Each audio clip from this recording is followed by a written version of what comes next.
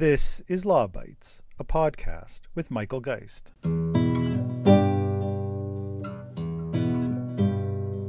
Canada's public broadcaster says it won't be tweeting for now because of how the social media platform has labeled the organization. At issue is Twitter's move to tag CBC's corporate page as government-funded media, a label demanded by opposition leader Pierre Poilievre, who says now CBC is officially exposed, calling it Trudeau propaganda, not news. The fact that he has to run to American billionaires for support to attack Canadians says a lot about Mr. Poilievre and his values. Twitter's new owner, Elon Musk, has recently been adding similar descriptions to other public service broadcasters. As you just heard, Twitter and the CBC were recently in the spotlight with Twitter's decision to add a government-funded media label to the CBC Twitter account. The label, which has since been removed, is identified by Twitter as a media organization, and I'll quote, where the government provides some or all of the outlet's funding and may have varying degrees of government involvement over editorial content. CBC responded by pausing its Twitter activities on the grounds that stating its journalism was anything other than impartial and independent was untrue. Now, this issue invariably sparks heated rhetoric from both sides. Opponents of the CBC talk about propaganda, while its supporters invoke the notion of attacks on Canadian institutions. That talk obscures the reality that there is a discussion worth having about the CBC's independence, its transparency, and public reporting. Monica Auer, the executive director of Canada's Forum on Research and Policy and Communications, recently wrote about that issue. She joins me on the podcast to assess whether the CBC is as independent as it says it is. Monica, welcome back to the podcast. Thank you, Michael, and thank you so much for inviting me. Yeah, I'm really glad you came on. You had a really interesting blog post out this week that sparked my interest, and I think it should spark a lot of people's interest, so I want to get into it. Its background is the recent controversy over Twitter labeling the CBC as a government-funded broadcaster, or 69% funded as it was at one point in time, which I have to say elicited much of the usual reaction from both supporters and critics of the CBC alike. You know, the critics, of course, maintain that the public broadcasters are beholden to public financing and that its coverage leans left, and so says, well, that label seems pretty appropriate to us. CBC supporters insist it's an attack on the public broadcaster, which they argue operates entirely independently, and we had a number of former CBC employees making that case and saying, hey, it's right there in the statute. Now, the defining issue in the debate, though, was less about the question of public financing, which of course there obviously is, and more about the CBC's independence, since the label that Twitter had used talked about government involvement over editorial content. The CBC and some of its supporters insist there isn't any. But your post does a deep dive into the Broadcasting Act and basically concludes that the government has some pretty significant powers that seem to lack transparency and reporting over how those powers might be used. That could fairly lead to the conclusion that we don't really know what's happening behind the scenes. And so I want to unpack your post, but we might as well start with the financial side. You know, what percentage of public funds are the total of CBC's budget, and how frequently does even that notion of public appropriations arise within some of its reporting? Well, right now, 2 out of every $3 that the CBC has to use comes from Parliament through appropriations.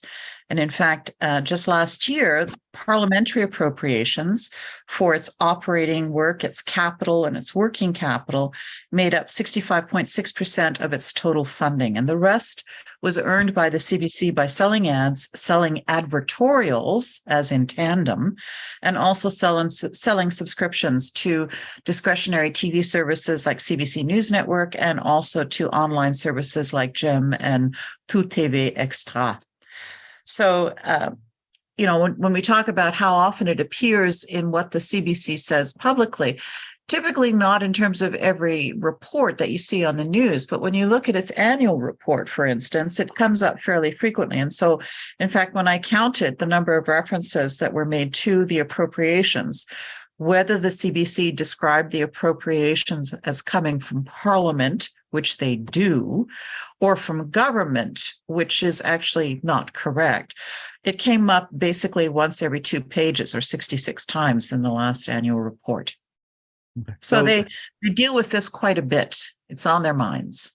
Yeah, and as it would be, I don't. You'd be hard pressed, I think, to think of a business that was reliant on a single source for 2/3 of its revenue that didn't have that source on their mind.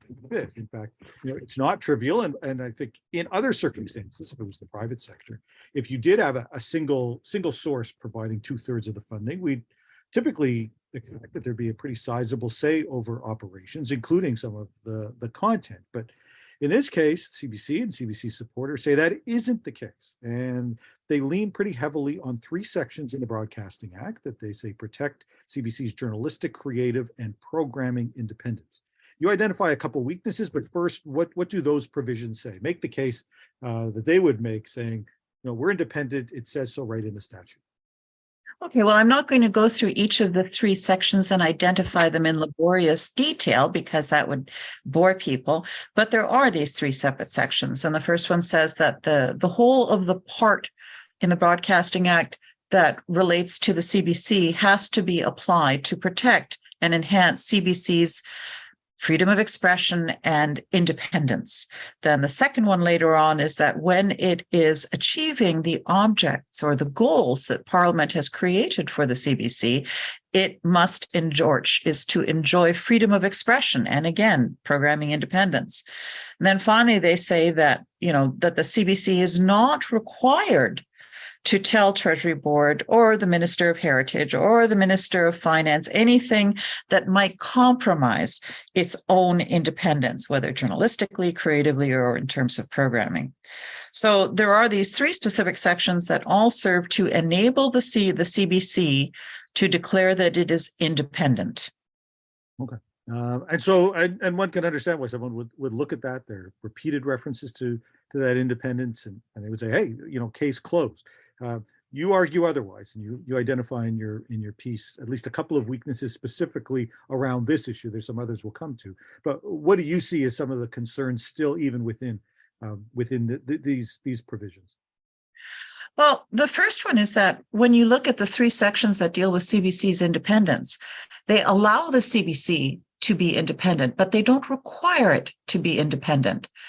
And that is very much like, for instance, and I hate to bring up my kids because I bring them up a lot, often in terms of the cleanliness of their rooms. But in any event, it's like saying children are allowed to be independent, but even when they're 35, they're going to come and ask you to go shopping for them at Costco. They're not fully. So there is a big difference between being allowed to be independent and being required to be independent. And the second part of this is sort of related to the first, and that is that neither the CBC nor the government is required to disclose their interactions with each other. So we're required to assume that the CBC is exercising its independence, even though it needs $1.2 billion from Parliament through the government. And we're required to believe this despite the fact that we have no evidence to support its statements that it is independent. Okay. So and this issue around transparency and reporting comes up repeatedly. The CBC talks about being independent. It's notable that there's been reports this week about meeting with Pierre Poilievre as one of its biggest critics. And if you're meeting publicly there with one of your biggest critics in the opposition, what kind of meetings are taking place with the government around the same time? That might not be as announced. And in fact, you do identify potential influence from a number of different sources, including cabinet. And so why don't we look there? Where do you see some of the potential influence of cabinet over CBC's operations? Well, typically in a private company, for instance, what I was taught in law school when I attended the University of Ottawa Faculty of Law, I was taught that the board of directors is essentially the guiding mind of the corporation. So here, who is actually the guiding mind of the corporation? Well, all of the directors on the CBC's board are appointed by cabinet. And whereas in most corporations, the board decides through a vote who shall be president, in fact, the cabinet also decides who the president of the CBC is and who the CBC's chairperson is. Now, this kind of matters because the board is actually responsible under the Broadcasting Act, Section 39, for those who are interested. It's responsible for managing CBC's businesses, activities, and its other affairs. Then it says that the CBC may exercise the powers that the bylaws of the corporation, and the bylaws are set by the board. So the board effectively gives the CBC president duties to perform. So the question is, suppose you had a president who was appointed hypothetically by the purple government, and then the purple government lost the election, and then you had an orange government come in, or maybe orange is a bad color. Let's go with aqua blue. The aqua blue party comes into power, and it decides to appoint an entire board of directors who are antithetical to the CBC president, which has happened in the past. There have been times when one government has appointed the president and other governments have appointed a majority of the board. What would happen then? And how would that relationship work out in real time? And what impact would that have then on CBC's programming decisions? Could cabinet's influence through the directors that it has appointed influence the CBC's decisions with respect to the president's activities? Then there's also the notion that cabinet can actually control CBC's distribution and marketing of its programming services outside of Canada. So imagine, since none of these interactions between cabinet and the CBC are made public, suppose on the one hand you had a government saying CBC needs to make more money by selling abroad, while at the same time cabinet tells the CBC behind closed doors, yeah, no, we don't want to give you authority to sell more programming abroad. That could be an extreme example. The point is we have no way of knowing because nothing is published. Then there's also the notion, and this is a really interesting one, where cabinet can require CBC to buy or sell shares in any company or corporation that is incidental or conducive to the CBC's goals. Well, suppose cabinet wanted the CBC to help out another corporation. How would anybody know what role cabinet had played? We wouldn't know. For instance, and this is not the case, CBC did not actually have to acquire shares, but you may remember that Telesat Canada launched the first satellites in Canada in the early 1970s. The catch was that very few people were using satellite for anything, including the telephone companies. And for at least 15 to 20 years, CBC was one of the largest purchasers of satellite channels through Telesat. That took up a large percentage of its resources. And the question was kind of, well, why? Because CBC was not into satellite distribution at the time. However, CBC's acquisition of Telesat's and its payment for Telesat services helped Telesat out a great deal. We don't know the background to that, and I doubt that we ever will. It's just an interesting aspect of how CBC does business, which is largely behind closed doors. Yeah, no, and as I mentioned, that lack of transparency comes up repeatedly.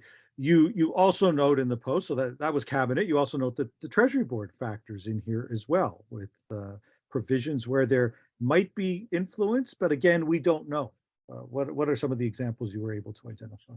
Well, one thing is, for instance, the annual report, and we know that we get a great deal of money. And at one point, I had to go through all of the CBC's annual reports from 1936 on, and you can see how they change. But CBC is required under the Broadcasting Act to report both to the Minister of Canadian Heritage and to the President of Treasury Board. And the question is, I can understand CBC reporting to the Minister of Heritage. Why then does it also have to report annually to Treasury Board? And if there's an issue, for instance, suppose Treasury Board is worried about whether CBC is spending its money appropriately, surely that question is best left to the Auditor General, who is defined by the Broadcasting Act as the CBC's auditor. And if the Auditor General thought there were a problem, I'm sure that office would point it out. Then there's also the issue that, from time to time, CBC runs out of money. And so because it has three kinds of separate appropriations, one for operating, one for working capital, and one for capital, it has often needed to effectively move money from one pocket to another. So if the CBC is all that independent, why does it need Treasury Board's permission to move that money around? And if it's having to seek permission, what discussions are taking place around obtaining that permission? We can all imagine worst case scenarios, but even if it's not the worst case scenario, the simple fact is, how independent does that make the CBC? Yeah, no, a fair point. Now, you mentioned a moment ago Canadian Heritage and the reporting to Canadian Heritage, but I think you've identified some issues there as well where Heritage gets involved. It's the CRTC that exercises oversight, but Heritage gets inserted into that process as well. Can you expand a little bit on how that happens? So Section 54 sub 3 requires the CBC to submit an annual plan to Heritage, setting out its objectives for each of the next 5 years, along with CBC's strategy for achieving them. The question is, why does the CBC have to explain to the minister for each one of the next 5 years its plan to achieve its programming plans? Because I would have thought that would be the responsibility of the CRTC, which hears the applications to renew its licenses and hears in particular its plans for programming. So aren't we it's almost like a double type of regulation. It has to go, well, right now it's once every decade to the CRTC to say, here are our plans. Do you, the CRTC, the only regulatory authority established under the Broadcasting Act, do you acquiesce to our plans? But then at the same time, every year, it's asking Heritage for permission to continue with its programming plans. Then there's another part of the Act that enables the Minister of Heritage, along with the Finance Minister, to direct some or all of the money that the CBC earns or that its subsidiaries earn to the government's Consolidated Revenue Fund. In other words, there is always a hypothetical sword of Damocles hanging over the CBC, because it has to wonder every year whether the Minister of Heritage or the Minister of Finance will require the CBC to return some of its money to the government. And let's see, there is also the point that we don't even know what the plans are that CBC is submitting to Heritage because they're not published. We might get an annual summary of plans, but we don't actually get the plans themselves, nor do we know anything about the discussions that Heritage officials actually have with CBC's own officials when it comes to developing the plan, submitting the plan, and perhaps then revising the plan. We just don't know what's really happening in terms of these annual reports.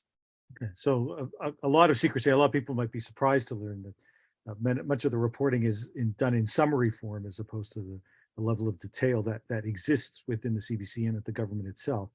Now, I'll admit that a lot of people may still come out of these examples unpersuaded. Supporters saying that of the CBC saying, yeah, some of these powers exist, but there's no reason to think that they're being exercised, or they're not being exercised in a way that's inappropriate. Whereas I suspect there may be some critics that will offer up and I told you so. I'm curious, why do you think when you look at all of this, both the government and the CBC appear at a minimum to be content to limit the amount of transparency and public reporting on some of these activities? It is, after all, a public broadcaster. If it was a public company, there'd be certain expectations in terms of disclosure, and the statute builds in the potential for this disclosure, but it doesn't seem that in many instances that we get a fulsome account of what's actually taking place behind the scenes. Not only behind the scenes, but also on air. And it's interesting because the 2021-2022 annual report of CBC actually begins on the very first page with text by saying that it takes very seriously, and that's a quote, its obligation to be transparent and accountable to Canadians. And the chairperson, in his note in the annual report, actually says that, quote, independent and trustworthy news and information are vital to a healthy democracy, end quote, and that CBC is committed to serving Canadians with accurate, trusted reporting. But there's an interesting aspect to this, and you would only know this if you had the luxury or the duty to go through years and years of CBC annual reports. The CBC in the 1980s reported extensively about the type of programs it was broadcasting on radio and television in English and French, whether locally, regionally, or nationally. You actually knew how many hours of original programming it was producing. Moreover, you knew how much those hours of program production cost. So you could figure out for a few years in a row the average cost per hour. And that way you could evaluate whether the CBC was being efficient or thrifty with its money. And since you also had some of the audience data, you could determine whether it was investing its money wisely and serving Canadians in a way that they would want to watch CBC television and listen to CBC radio. But here we are 40 years later, and there's next to no information about what the CBC is actually doing on air. And it's bizarre, particularly because people today are fundamentally different than they were 40 years ago because the internet has changed many, many things. I like that I don't have to carry so much cash around these days. But isn't it a bit odd that at a time when we have so much more massive computing power than ever before, CBC's annual reports don't tell us how much programming they produce, whether programming for children, the hours of original children's programming, the hours of original or first run news. If the CBC were so committed to transparency and to news as being the cornerstone of democracy, one might think that they would actually tell us how much news they are actually providing to Canadians, yet we never get that. Moreover, it could be, now you asked, why might they not be disclosing this? And I think the first is that getting that kind of information together takes time. It's not necessarily easy pulling together the work of the thousands of people who work for the corporation, and I understand that. However, I think that it may be that there are other problems, and it could be that if you were a bit more transparent, not just about your programming, but your interactions with government, it could transform and threaten what is now essentially a very private and privileged relationship between government and the CBC. And the next problem might be that if the CBC were more transparent, it might lead Canadians themselves to reevaluate what they thought of the corporation, particularly in terms of its independence from government. Now, that relationship, the relationship between government and the CBC, could be, as one of my colleagues used to say, rainbows and fairy dust. It could be pleasant and enjoyable and not harmful at all. But the thing about transparency is that if you're willing to be transparent, it's usually because you believe in the notion that you are hiding nothing. So when you don't disclose and when you aren't transparent, it tends to raise fears. It raises questions. And in the end, I think where the corporation says that it believes that Canadians need news and information, why then don't Canadians need information about what the CBC is doing, how the CBC is interacting with government? Does it mean, in fact, that the corporation doesn't believe that Canadians are well placed to evaluate what they think of the corporation in terms of its relationship with the government? I mean, that's a tough question that you'd love to see CBC executives answer. You know, why don't we close with this? You know, I was going to ask you, what should the CBC be doing? But you've highlighted a few things that it can do. But, if there's more that you think the CBC should be doing, by all means, offer it up. But we can also shift our gaze on the government. And obviously, we're as we record this, Bill C-11 received royal assent less than 24 hours ago from when we're recording this now, and obviously the subject of a lot of hearings. There was some focus on the CBC. Certainly the Senate had some ideas about what it wanted to see happen, but what could or should the government have done around some of these things to both bolster public confidence and transparency associated with the CBC when it went through this reform? And did it do much of anything, or are we kind of in the same spot that we were before we started with these legislative reforms? Well, when the ministers began, and I think it was Minister Rodriguez who said, when he was questioned about the lack of change with respect to the corporation, said that the part 3 of the act, which is the central part dealing with the CBC, would be addressed at a later date. And that I don't know how that would work, whether they're thinking of making a separate statute for the CBC or whether just revising the Part 3, whatever that might be. But the problem for the minister, I think, and for the CBC is that every time, for instance, in every budget, if the CBC receives special funding and it's one-time funding, it raises the question, it raises two different questions, each of which are legitimate. And the first one is CBC being rewarded for something it did, or is it being paid to do something in the future?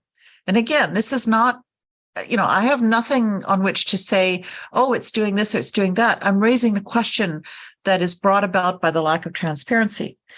But how could that, as you say, how could that be addressed? And there are a couple of ways. And the first way would be kind of the backwards way, which would be for the CRTC itself to report to Canadians about how it is implementing Parliament's broadcasting policy for Canada. That policy is set out in Section 3 of the Act. It's very detailed.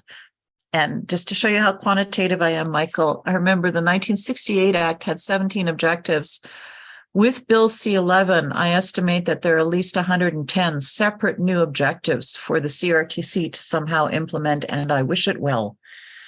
But one of the things that FRPC invited the House of Commons Standing Committee on Heritage and also the Senate Transportation and Communication Committee to add was a duty for the CRTC to report annually to Canadians about the programming that is being broadcast in Canada so that Canadians could decide whether their broadcasting policy, that is to say, Parliament's broadcasting policy for all of Canada, is being implemented. And that change was not made. I evaluated some time ago all of the CRTC's monitoring reports from 2007 through to, I think, 2021. And the problem is that out of all of the hundreds and hundreds and hundreds of tables and charts and graphics in those reports, only 3 or 4 deal with the amount of programming being broadcast in Canada. They tell you a whole lot about the financial position of broadcasters, but broadcasters already know their financial position. What Canadians don't know is what is being made available to them and whether that programming is actually implementing the Broadcasting Act. Because if it isn't implementing the Broadcasting Act, either we should change the Broadcasting Act or we should change the policies to implement the Act. But the second thing is that nothing stops the CBC from telling Canadians what it is doing in terms of programming. Why does it not publish every year basic data about the programming hours by programming type, by programming language?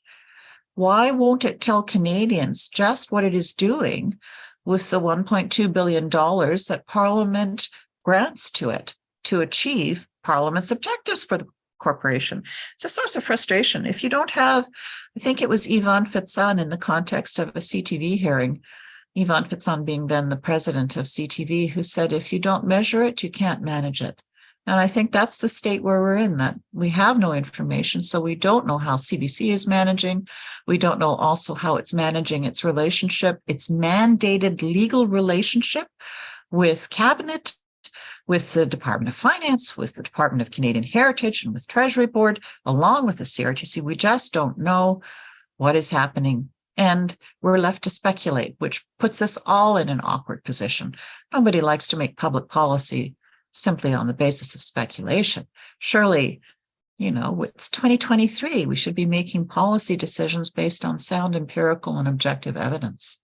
Yeah, no, well, I think you made a strong case for that. This has clearly been an exceptionally polarizing debate, one in which it's almost difficult to participate in any sort of debate. It's on the one hand, if you criticize or raise any questions about the independence of the CBC, you're attacking an institution, we heard. And on the other, if you say anything in support of the CBC, you're just standing in for the government for what is seen as a biased broadcasters. And, I think what you've succeeded in doing is sort of trying to find another space for discussion that doesn't cast judgment necessarily on that issue, on this question of where you ought to stand on the CBC, but rather saying, shouldn't we expect more It sounds like not from the CBC, from our government and from our regulator when it comes to these issues.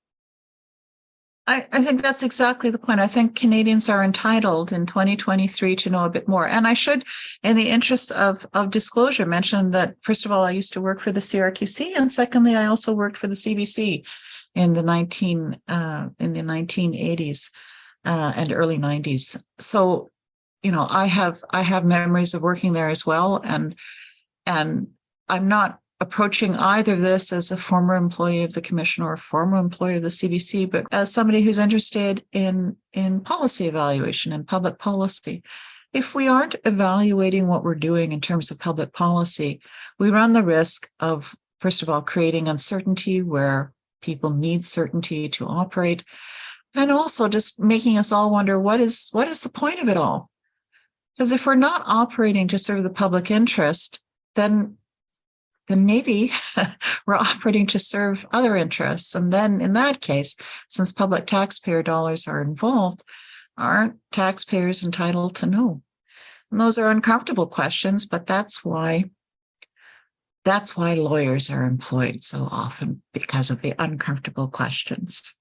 All right. Well, I'm glad you're asking some of those questions, and glad that you've taken the time to join me on the podcast. So thanks again for taking the time to walk through the kinds of ways that we could improve CBC transparency and begin to answer some of the questions about what that relationship looks like at a minimum behind closed doors between the government and the CBC.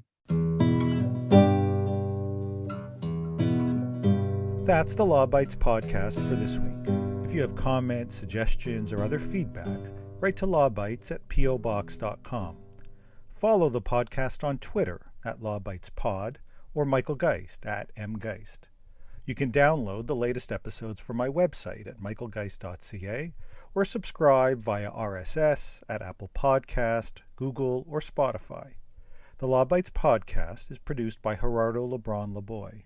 Music by the Laboy brothers, Gerardo and Jose Lebron Laboy.